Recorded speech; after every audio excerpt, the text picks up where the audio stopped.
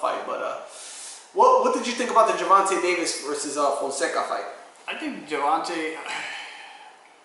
I was really buying into the hype, but he let me down in this fight. Why? Missing weight, losing losing his belt on the scale, which was really unprofessional. A lot of people out there saying, yeah, he's just 23, he's young. But this is in boxing, and this is why Floyd made it to where there's something called discipline, and if you're not making weight, it shows you're not having discipline. I mean. And then, you know, the way that the whole event came around, where it actually the fight was stopped. I think it was a bad stoppage. Yeah, it was. I mean, they could have made it a no contest if they would have wanted to, but you know how Nevada does. If they like you, you know, they'll.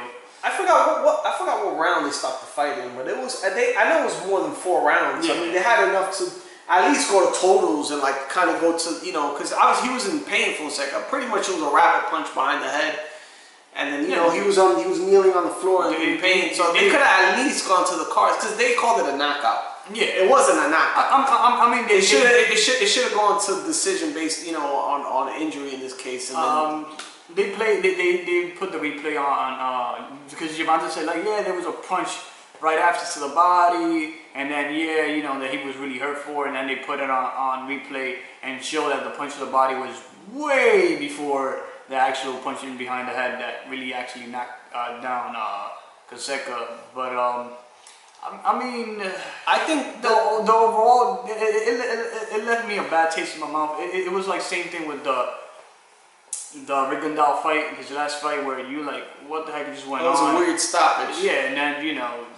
Well, the one thing about Fonseca is, since he's obviously from Costa Rica, he had a very awkward style, and I felt during the beginning of the fight, Gervonta Davis had a little trouble with him. Even off the counters, I felt like even in the exchanges, like Fonseca was getting the better of the exchanges in the beginning of the fight. Later on, he got a better read of his timing and everything, but it was still awkward. And one of the reasons is this guy, Fonseca, was undefeated. And I think Gervonta Davis was doing all the mimicking, I don't know what the hell. He was doing a bunch of showboating. And I think one of the reasons is he couldn't break this guy. He beat him, but he couldn't break him. And he had to do, you know, that's what pissed me off. He did like a foul. He basically fouled him to win, but he couldn't break the guy, and he wouldn't be able to engage and say, okay, I'm gonna just get the better of these changes, probably get body shots like he usually does. But this convinces me, like, and that's one thing about me. I'm not a Gervonta Davis believer yet. Even when I saw the Liam Smith fight, even when I saw the Pedraza fight, this fight kind of amplifies it to me. This is going to be the fight to me. Okay, if Gervonta Davis is the goods, but this kind of takes me a step back. From now, I'm like, I didn't really believe in him before. Like after watching this fight, I really don't believe in him. I think he's being protected, and giving up the belt too keeps you clear from fighting dudes like Lomachenko and stuff. Yeah, but that's the thing. On 130, he's at 130 right now, right? 130, yeah. Yeah, at 130, his biggest threat is Lomachenko. He's not. Trust me, he's not gonna do anything. That's his biggest threat. He's not gonna go that route ever. And I think that was a great division for him. But you mentioned something really important, is that Fonseca was awkward, but he was rangy, and he was like the bigger guy actually. And that proves to me that at 135, fighting a guy like Easter, even Garcia. He's basically a bully, physical bully. Yeah, even Garcia. And that's the thing. This is what talking about bully. That's what I felt over the fight. I'm like, this is like Broner 2.0. Like honestly, he lost his belt on the scale, and he performed weird and didn't put like his best. Like it seems like he thought this was like a walk in the park, and it's weird because this was his biggest platform, and he didn't take advantage of it. The guy who took advantage of it was Dujek. This guy did what he was supposed to, but yeah, he was using his physicality, and that's the other thing too. Is like if you're a champion and you're just using your physicality, once you go to 35 or 40, wherever you end up at, it's going to be very hard for you. And that's one of the things I look at the Mayweather promotion fighters, and I don't think they have like a flagship star. Like, you know, Golden Boy has their Canelo. Obviously, you got depending on where you fight at, you know, obviously Top Rank has their Pacquiao or Crawford. Crawford, I think, is obviously the star. But Mayweather Promotion doesn't have like a flagship fighter, like say this is our fighter. Like they even Mayweather said it himself during the interviews, like we're looking for the next star. Like I don't think with the roster they have enough faith, and they're trying to build Gervonta Davis, but they know better than anyone. Like this guy he's good, but I don't think he has what it takes to take it to the great level. Because the thing about boxers, and you gotta go to the gym and see them work. Like when you see a boxer, and I always bring Sab Judah because I was a really big fan of Sab Judah, but the thing is, he used to always let me down. Same as John Guzman, really good fan, and John was a beast, but he didn't have the discipline that you need to overcome. Because this is the thing. You got these guys that are just gifted, and they don't really have to push themselves. Athletically gifted. Yeah. Exactly. And then you got the guy who are good, but they overcome the athletically gifted guy by discipline. By work rate. Yeah. And work rate. So you got like a Triple G who... Shit, look at Maidana. Maidana did great things at the end of his career. That was his work. Yeah, and it was a discipline. Why? Because he used to listen to Robert Garcia. And Robert Garcia used to say, like, with Maidana I could work because he listened to me. With Brandon Rios I can't because... Even Victor Ortiz was that way. Victor Ortiz was the type of guy that will go through trainers. It was like, they're so talented. As I'm saying, if you get a guy that's super talented... we're going off topic, but you get a guy that's super talented and he has a work rate, perfect example, Roy Jones Jr. That guy was a beast, athletic, and had the skills. Like that's why nobody could fuck with that guy. But sometimes you either get one or the other, or you get both. But getting back to the undercard thing, I thought that fight was disappointing. The way the stoppage. Yeah. The Badu Jack one versus Nathan Cleverly. I know that was a stoppage, but honestly, really with the undercards, I wasn't too impressed. The Steve Cunningham and Tabitha, I think his name is. Tabides. I know that one to the decision really wasn't that impressive. Honestly, the best fights of that whole card were the Davis ones, which was a letdown. The other fights were okay; they weren't bad. I mean, Badu Jack for his first fight at 175, you put over a point. Oh, newsflash! I know this guy. Donnie Stevenson, I guess social media through Twitter, sent Badu Jack a message saying that Andre Ward's not trying to dance. But that's the thing about I can't do that. With Stevenson, when they sign the fights, when I believe they're gonna fight somebody, because he always likes to talk a lot of shit on Twitter, but he never. I don't think he will fight him. Probably, who knows? Probably if they see he's beatable, will probably happen. So enough with that card, pretty much. What do you want to discuss the Cotto Kamegai or? Yeah, sure. I mean, there's not much to say. I mean, Cotto at his age. What did you see in Kamegai's style or Cotto's style that made you think he was in his age, or just?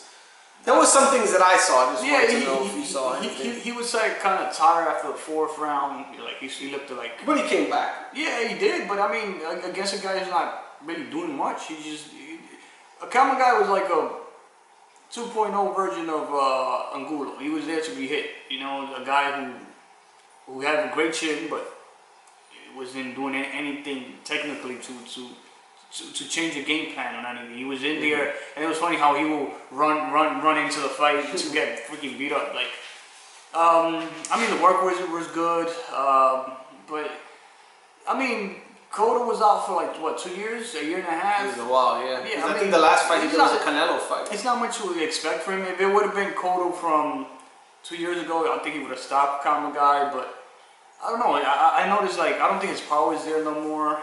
It could be the weight too. Yeah, but I don't know. Because, like, for instance, he proved against Canelo that he's not an actual 160 pounder, or, you know, he's not that big. For the Canelo fight, came at 153. So he's actually, Cotto for me always been a welterweight that was going up. Like, like the guy who just gave up on trying to make the weight. Cotto's not a big guy at all. Like I think that if he pushed himself, he could do 147 pounds. But it will kill him though. But yeah, but he'll make it, and he'll have a weight advantage, you know. And he's a skilled guy. He's a guy who has angles and he moves. He could, when he wants to box, he can box pretty. I think he could make the weight. One of the reasons I saw is that the movement. That's one thing about Cotto. He still has his legs. One thing I saw in this fight was that Cotto at no point. You ever notice when he was fighting against Kamegai, he would throw his combinations. And before Kamegai could set, he would move. He constantly was doing that in the fight. He would get in the corner, whatever. Yeah, he was doing the same thing with Canelo. Yeah, he basically was moving around, which I think a guy like Cotto is like, as long as I have my legs and I can move around, I'm good. Because if you have trouble making weight to get the stamina, I think he can make 47, but he wouldn't look the same. I think for the sake of him trying to be more athletic, he'll keep it. I do agree with the power thing, though. I don't think that the same Cotto of 2 years ago was there. And then, I don't know. I liked it. I noticed that in his career. It was a enjoyable fight. I mean, a lot of people criticizing it, comparing to like the Mayweather. It was honestly, I watched them both, and I actually enjoyed. I think all those guys, Cotto, Mayweather, Pacquiao, like they're not the same people. No, they're not. Like I saw, it's funny. I saw those fights, and I said the same thing. I was like, man, these guys need to retire. Like if I see a fighter and I know they were great, and I look at them again and I see like, man, they look nothing like I remember them. They need to go. So. Who do you think he should fight like after this? Like, because he mentioned with in the interview, he said he'll be willing to fight one more fight, but and the 31st is his last. Yeah, he'll be fighting the winner of he won't mind. I mean, he didn't say it. It was Freddie Roach who said he will fight the winner of Canelo, Triple G. And for me, I thought in my head he'd probably fight a loser. Yeah, the loser would probably be better. The winner is too tough, but the loser wouldn't be a bad. Another name that we brought this morning. I don't think it would be fast though. I don't think if he does fight a loser, I don't think he would do it this year. He'd probably have to wait till next year. Yeah, another fight that we mentioned this morning, but he's fighting on October, which will be too soon for December. Maybe by late December, I don't know, or early January if you don't mind pushing it. It will be Erislandy Lara. I think that'd be a great fight. Fight belts, you know. Lara hasn't looked the same for a while. Yeah, they're kind of both on their way out. So I think that would be a good fight. Lara always looking for money fights. So why not fight Miguel Cotto? I mean, that'd be great. For Lara would work good because I mean, as a money fight, and Cotto, you know, fighting someone, you know. The only thing that there's promotional issues there. You know that Golden Boy won't fight unless to make the fight happen. Cotto will be independent because he's only contracted with Golden Boy for one or two fights. So if he could get out of contract with Golden Boy, just promote himself as Miguel Cotto promotion and do that one fight to retire, and it'll be a good fight. And then they could make some decent money in Madison Square Garden. Okay, that sounds good. So, I think those are all the fights. Unless you want to rematch Trout, which it could be another good fight. Why? Because Trout hasn't been looking the same anymore. That's not a bad idea. Now you mentioned it. You get that revenge. Because you got to think he did avenge his losses. I think the only one he didn't avenge was Pacquiao. Yeah. But if you think about it, I mean, he avenged Margarito. I think. Yeah, he didn't revenge Mayweather neither, but. I mean, those are never gonna happen. But the ones that are doable, especially the Margarito fight, that one he did, and the Trout, maybe it was just a bad night. I mean, I don't see how he's not beatable. I just think it was too soon after the loss to Mayweather. He took that fight. I felt it was too soon after the Mayweather fight. Like he took the Mayweather. He fought Mayweather in May, and then in June right away he fought Trout. Which I thought was too soon. Like he still had the Mayweather. Remember, he was crying after the Mayweather fight at the end. He was emotionally broken. He actually thought he won the fight, etc., etc. And he felt like he left everything in the ring and still lost. Mayweather actually got to his head. So he had all the commotion going in, and then like 2 or 3 months later, jump into another fight. And I think that because even Trout after that fight, he hasn't looked good. Yeah, hasn't looked good either. Like he tried to make a comeback, and now. Right now he's just is he fighting some guy Gannett or something like that? He's fighting Hurd, isn't it? Yeah, I think because I know it's like a triple header with. I think he's fighting Jared Hurd, if I'm not mistaken. I mean, I could be wrong. I got the poster right here. Oh, okay. Yeah, because I know is some guy named Gannett or something. I know Jared Hurd is fighting. One of the Charlos is fighting. He's fighting. Jared Hurd. Trout's fighting Jared Hurd. Okay, Jared Hurd, Trout, Erickson Lubin, and Charlo. That's going to be a great fight. Erickson Lubin, that's going to be really good. And then the Lara and Gausha, yeah. Gausha guy, I never heard him. I know he's an undefeated fighter, but I mean, at the very least, the Lara fight would be good to see, and if they make the like you said, the Cotto fight, that sounds great. And the Charlo and Lubin, I think that's the main one I want to see. The Lubin fight's gonna be really good because that kid is really good. Listen, this could actually been a pay-per-view if they would have put Cotto with Lara, and then Charlo, Lubin, and Hurd, Trout. like freaking all the belts at 154, man. That shit would have been awesome. But you know, politics in the sport. Politics, man. Politics in the sport and stuff. So, no, that's gonna be. What is your take on those fights? I mean, I know we're not discussing predictions now, but just off top, I see me personally. I mean, I'm getting ahead of myself. But I pick Erickson Lubin to win that fight. That's a tough one. I mean, if Lubin he's not the other Charlo. The other Charlo's the problem. But because of the power. But I think that Jermell is more technically sound, if I could say, and that's the problem. Because Lubin sometimes he look a little bit off, but he comes in and if he get that eraser, he got that punch. He packed that punch. And last fight you saw that how he came down and boom, one punch took out his opponent. So I think I got Jarrett Hurd winning that for Lubin he would have to hurt Charlo in order to win, in my opinion. It's a fight that I haven't put thoughts into, and maybe when we do the official prediction. Off what I've seen so but as of right now I have Lara definitely. You know, I think this is like a stay busy fight. For the Charlo Lubin, I think I'll have Charlo edging it. I'll study the fight and I'll have a better prediction for you guys later. And for the Hurd Trout, I think that's another fight that could be if Charlo comes in game like he came against Charlo in his last fight. He could give Hurd a hard time unless you know Hurd, because this is the thing about Charlo, he's chin. So if Hurd catch him. Got those wobble legs. Yep. If Hurd catch him and drop him, you know, it's gonna be. I don't think probably he's gonna knock him out completely, but he'll win. He'll at least get a point. He'll get the lead in the card, so that'll definitely give him the fight.